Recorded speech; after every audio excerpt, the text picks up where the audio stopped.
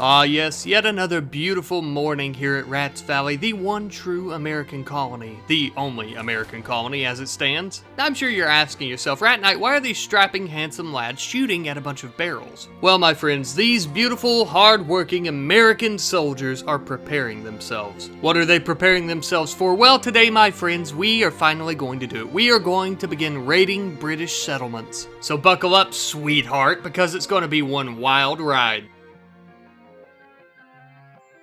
But real fast, before we go out murdering a bunch of settlers and taking their lands and their goods and all that wonderful stuff, we have some matters to attend to. We have some crops that we would actually like to begin planting today. One of the most notable, of course, is going to be coffee. Now, you may think I'm just doing this because British tea, American coffee, or some shit like that, but that's actually not why. Okay, maybe that's kind of why, but also the coffee, once we actually process it and we're able to drink it, it will actually make our movement speed, manipulation, and things like that much better. So we have finally planted a fair-sized little field of coffee plants, and at 200% growth rate, it shouldn't take very long at all, but we're going to begin moving on because we have a lot to do today, baby. I also noticed that we're struggling to keep up with our demand for pelt boots as well as pelt hand wrappings because we really just don't have enough material at this time. But with winter right around the corner, our lack of leathers and cloth and things like that are going to be a big issue because we're going to freeze without these hand wrappings and boots. So what is the most American thing we can do when we don't have something? No, not take it by force, although that is a very, very good guess. We're going to make it ourselves. Since we already had a field of pumpkins that was ripe for the harvest, we began collecting them, and then we would begin planting cotton in their place. That way we can have cloth, and that will help us with our production of hand wrappings and boots. But even so, the cotton is going to take quite a while to grow, so we're going to begin hunting some animals for that sweet, sweet leather. Get out of here, you disgusting bullfrogs. Some of the wildlife, like these beautiful rhinoceros here, were not too keen on being killed and used for their meat and leather, unfortunately. Luckily, though, I did not give one single shit.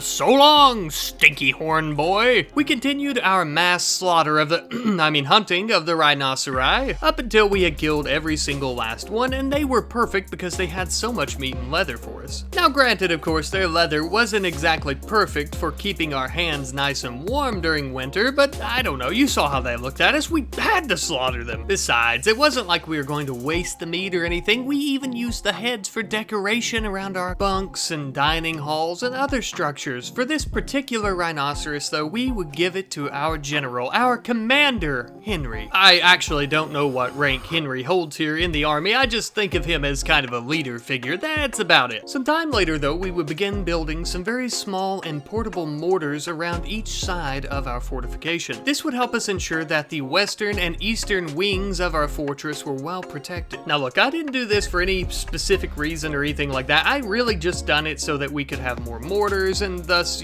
just kind of be more protected in general, but you're going to realize later on in this video that this was a really good idea on my part. Foreshadowing. Anyhow though, after heavily focusing on our defenses for a while, I decided we should switch it up a little bit because if we're going to begin raiding people, we're going to be getting hurt, so we're going to need somewhere that we can actually let our soldiers recover and heal from their wounds. So we decided to build a very rudimentary hospital, albeit quite small and very cramped. It wasn't perfect, but at least we could ensure people with life-threatening injuries had a place to go immediately. But enough about all this hospital bullshit and all this and that. I know what you guys are here to see. You guys are here to see the American Continental Army attack some British settlements, and I'm about to give you exactly what you want, baby. Lucky for us, there just so happens to be a very nearby British settlement. It was known as the Great British City of Hogley.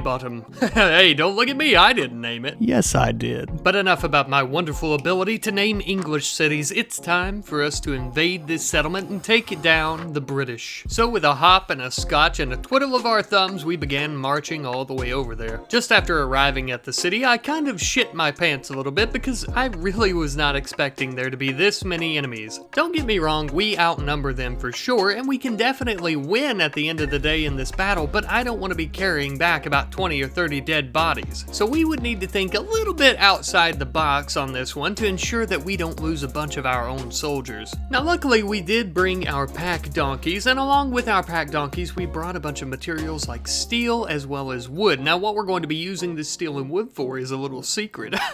It's not a secret actually, we're building mortars. Yes indeed, we are going to begin shelling the absolute shit out of this British city. But that's not all. After they begin attacking us, I do actually have a teeny tiny trick up my sleeve. Our men began locking onto the settlement with their mortars, and they began firing the massive heavy gunstones right on top of the British heads. We did manage to get a little bit lucky with both of our shots and took out quite a few of the British soldiers, but after that they were pretty pissed about us killing some of their men, so they decided to attack us. And of course this is where my master plan comes into play. You see, I'm taking our soldiers hiding around the side of the hill, so as the British go and attack our mortars and our donkeys, we'll actually be waiting on them to begin coming back, and when they come back we'll start killing them. Or that was the idea at least.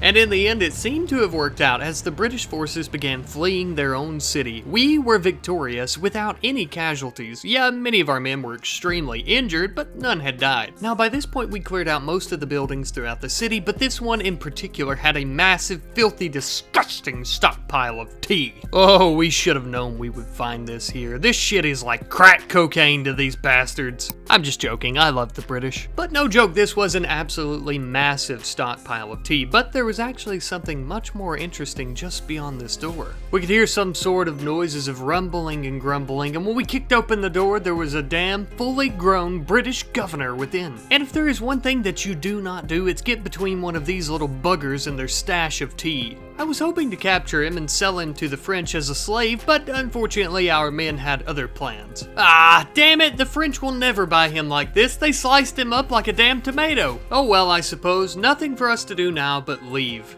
But before we do that, we're gonna dump every last bit of this tea into the harbor. Yes, it had to happen at some point, you knew it. But after that, we took us a little walksy walk all the way back home. Sometime later, we had finally arrived just on the outskirts of our territory. And probably the most important part, we all returned back home. That's right, not one single casualty. Not only that, but we returned home with so many riches of weapons and art and things like that that we took from the British. And we had also managed to capture a couple of the British soldiers that we fought with, and we were going to turn them into our friends. Or we would enslave them if we had to. Look, sometimes you just gotta do what you gotta do, okay? Let me know what you guys think in the comment section though. Should we keep these British as slaves for us, or should we make a little bit of silver on them and sell them to the French? Oh, and I almost forgot, we have a quilted double bed that the British governor had in his room, and we decided to give it to good old Commander General whatever Henry. And as you can see, it would appear that he very much enjoyed it. He was very comfortable. After that though, I found one of our soldiers named Puppy, and I just absolutely hate that name, but I love puppies. But since I hated this soldier's name, I decided to name him after our good friend Bamish_Alt, who said, you can just slap me right in there in the middle, called Zad. Hell yeah, brother, let's do it. And so it would be, the soldier once known as Puppy would now be known as Zad in honor of our great friend. Well, Zad, old buddy, old pal, I just hope that you don't die.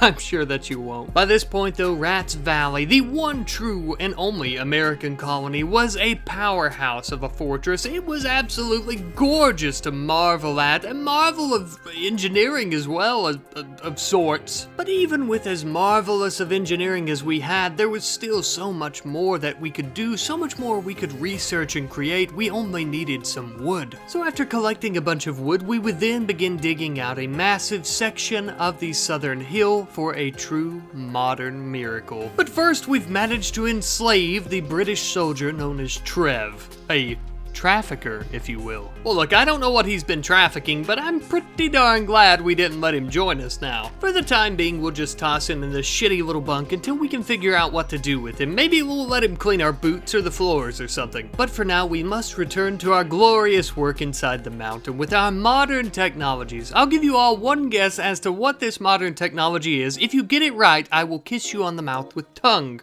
If you get it wrong, I will still kiss you, but that's beside the point. Alright, time's up. Who guessed toilets and showers? Ding ding ding, we have a winner because we are building some beautiful stalls with some modern-esque toilets as well as some simple showers. Look, I know it doesn't exactly fit with the colonial time period that we're going with, but think about it. If the Romans had indoor plumbing, surely to God we could figure it out. I mean, the Romans didn't even have muskets. Besides, it's not as if we're using electricity or anything. We're just building this big metal tank for hot water, and then we're gonna stuff some logs in this little furnace to heat it up. And that, my children, is where babies come from.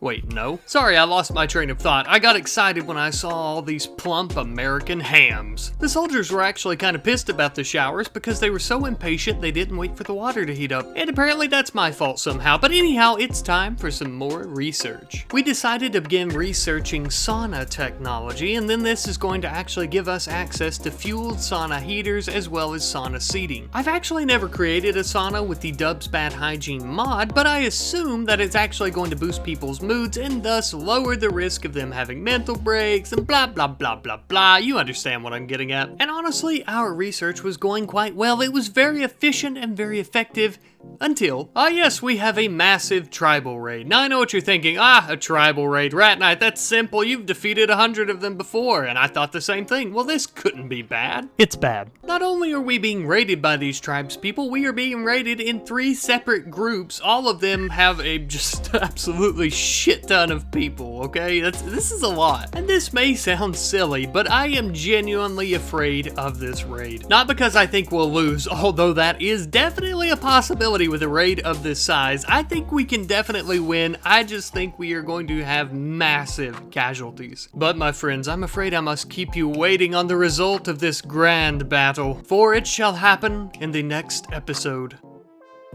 I'd like to give a super special thanks to my patrons. You guys are amazing. You always make this video as well as all other videos on this channel possible. I couldn't live without you. And of course, if you do not support me on Patreon, or if you or someone you love would like to support me on Patreon, there is a link in the channel bio as well as the video description. Now get your sweet asses over there and support your rat daddy, baby. I love you. I'll see you next time. Goodbye.